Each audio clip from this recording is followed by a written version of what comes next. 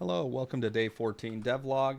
So I've finished Ak'Anon, which has a good and an evil side to it. On the evil side, you have necromancers, which is what this will be, is the necromancer guild. It's in the graveyard of the evil side. We have a blacksmith. We have some residential buildings for evil gnomes. I built this gym with this floating animation and a material that I put on it. So I modeled it, put the material on it, and made it kind of just move up and down for magical effect. This is a pre-built asset, and then I have the evil bank, the evil king throne, the evil warrior, and rogue guild. So then we'll teleport hopefully over to the good side. I also built these stalactites and stalagmites, stalactites, stalagmites in that order. So if we come into Ak'Anon, you can see it's in the mountain, so it's all underground.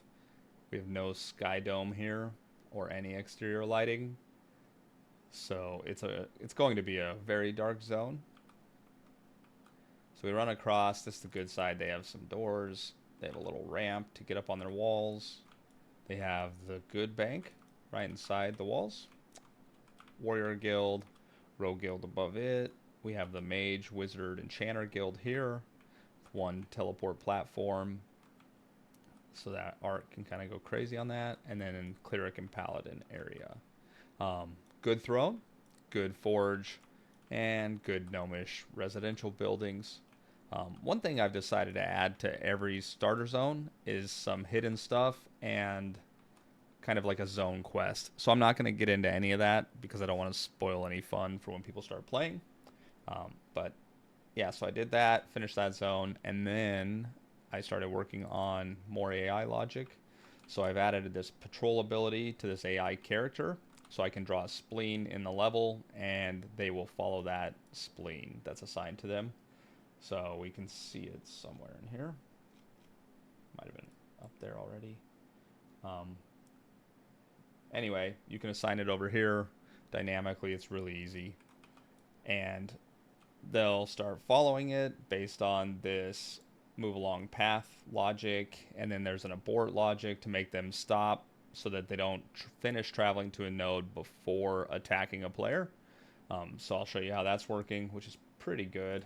I built a little function bounded to key 1 so I can just fire it off to control their passive or attacking state. I built this controller with a bunch of different functions already to handle these different states of the AI. That's pretty easy, just to check if they have a patrol route, so we can handle logic if they don't. Inside here, inside the behavior tree. So the behavior tree will run down here and then set combat state or patrol route for their passive state. Or if they don't have a patrol route, they'll just sit and they'll just keep sitting. So we'll go ahead and play that and see how that's working.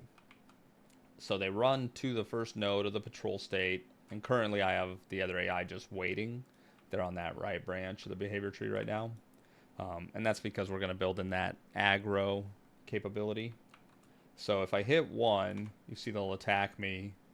And if they don't reach me, by the time I hit 1, they'll move to the next patrol node and start patrolling again. If they do swing at me, there's just a minor bug, which is once they kind of acquire me, if I break their concentration, they didn't do it there. Sometimes, right there. So sometimes they'll stay focused on me and run back to the node. So I'll just have to clear that when I break it. That's about it, though. Oh, and I added the socket so you could equip a sword. And I will handle when they break focus, they'll resheath the weapon. And at first, it'll just destroy it from the world. And then I built a physics material for ice, so this should start being really slippery. And I modified some player movement glitches because my player's 2 times faster for testing. And when I would stop, she would just slide for several feet without moving her feet, and it looked terrible. So I fixed that.